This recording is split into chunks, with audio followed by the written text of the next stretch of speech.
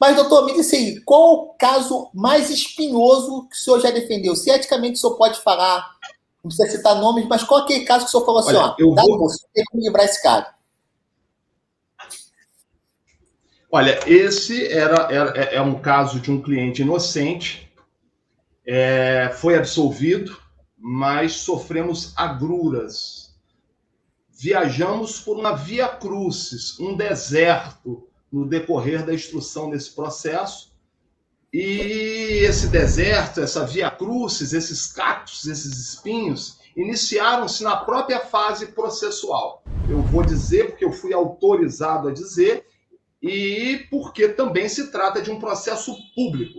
Há 3 anos atrás, aconteceu a morte de um policial militar no bairro Lagomar. Uma briga de facção e etc. E esse policial foi morto.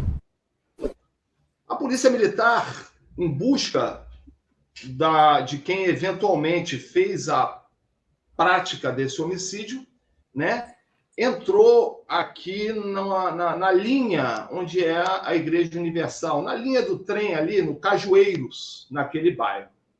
E houve uma troca de tiros. Várias pessoas foram baleadas. Dentre um desses baleados, um cliente meu. Ele estava saindo de casa para dar aula de jiu-jitsu. Cliente negro. Isso foi em janeiro de 2018, aproximadamente. Um cliente negro e que não tinha uma aparência bela, mas é um grande amigo, uma pessoa, né? Aquele camarada forte, professor de jiu-jitsu, muito forte, com os músculos inchados, né? De chinelo de dedo e com uma mochila nas costas contendo kimono, que é a roupa usada para a prática daquele esporte. E ele estava caminhando para dar aula de meio-dia, né, numa academia aqui na Imbitiba. E a caminho, ele foi baleado. Foi baleado na coxa, caiu no chão. Foi baleado na coxa. E, sequencialmente, a irmã dele me constituiu como advogado,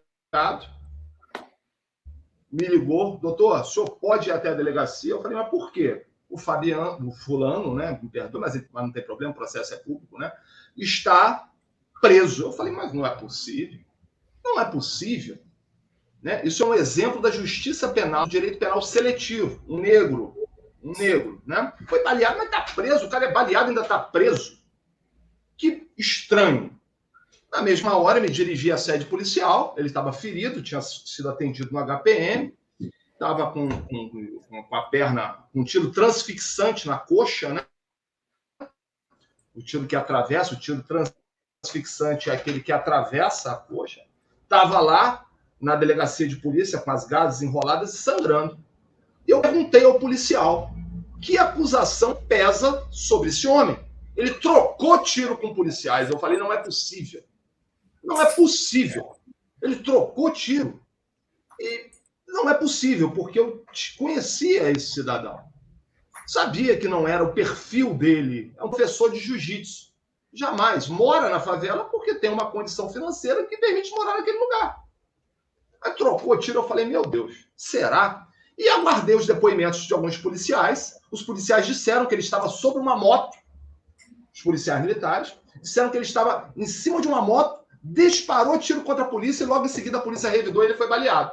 Eu aguardei aqueles depoimentos serem devidamente esculpidos, devidamente lançados a termo, fotografei os depoimentos, né? Porque a gente como, né, gato escaldado, dizem que tem medo de agrafria, né? Quem sabe não, né? A gente já viu tanta coisa nesses 20 anos de carreira. E aí eu fotografei os depoimentos dos policiais dizendo que reagiram a um disparo de arma de fogo dele, que estava em cima de uma moto.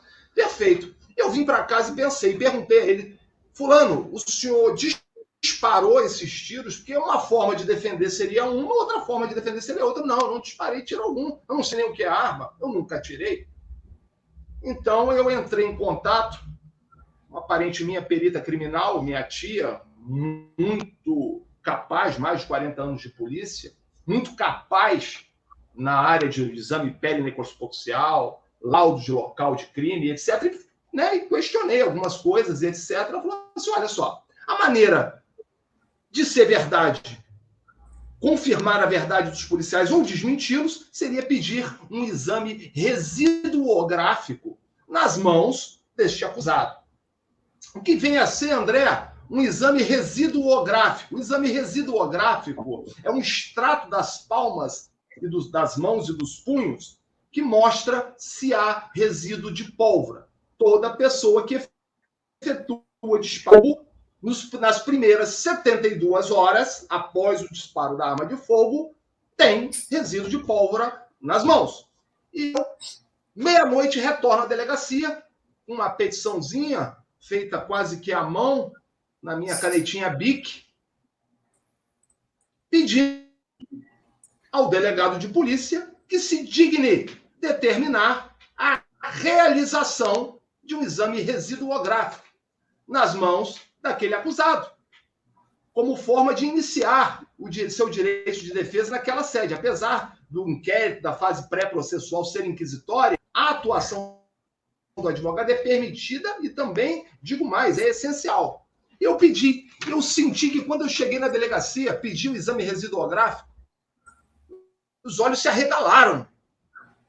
Aí eu falei, pelo amor de Deus, por que os seus olhos se arregalaram? Se a função daqui, a função da polícia judiciária é apurar a verdade. Se a função da polícia judiciária é ter compromisso com a verdade, é ter na busca da verdade real. Eu achei, o policial vem me dizer assim, eu não posso receber. É porque às vezes eles jogam esse migué, de repente mais novo. Ah, não pode? Não. O senhor tem o dever de receber enquanto funcionário público. E com muita luta ele recebeu. Tudo bem, ele recebeu o pedido de exame residuográfico. No dia seguinte, eu tomo conhecimento que antes da realização do exame residuográfico, que é a prova que poderia inocentar ou condenar, estava se preparando a transferência daquele acusado para o presídio. Ou seja, se transfere para o presídio, até trazer de volta para fazer o exame, passa as 72 horas e o resíduo some. E vale a palavra daquele que tem a fé pública. Nesse momento, eu me indignei de tal maneira que eu ajuizo um mandado de segurança contra o ato omissivo do delegado titular da 123DP. Ajuizei esse mandado de segurança e despachei.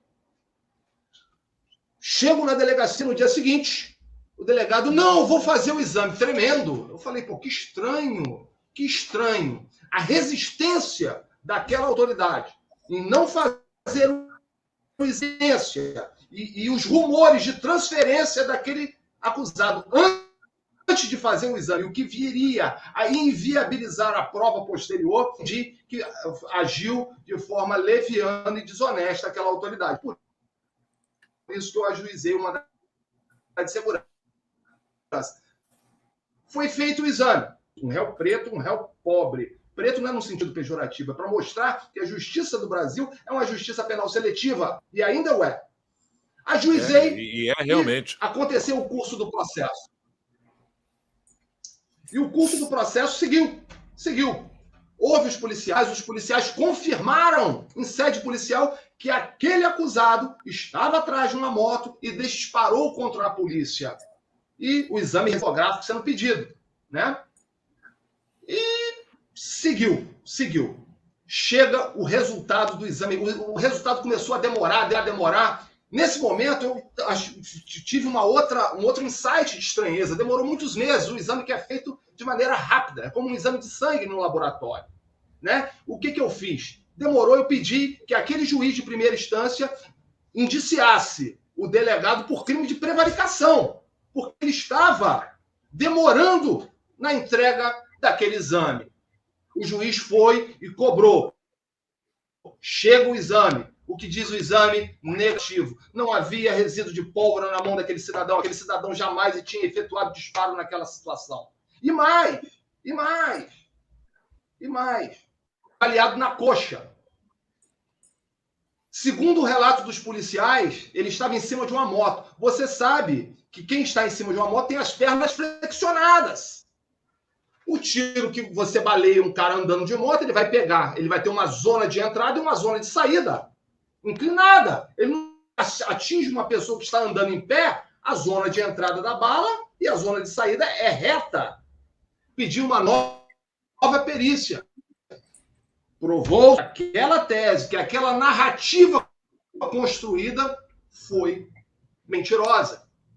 E aí, o que acontece? O absolvido foi condenado em primeira instância e depois, com a juntada dessas provas, foi absolvido na 7ª Câmara Criminal do Estado do Rio de Janeiro. Esse caso de uma injustiça muito latente, que me chateou demais, que realmente me deixou muito incomodado. Por quê? Porque se os policiais chegassem e disseram, nós atiramos, erramos o tiro, foi uma coisa putativa. Tudo bem, mas justificar que atirou em alguém, justificar por uma legítima defesa fantasiosa, e aquilo me incomodou um pouco.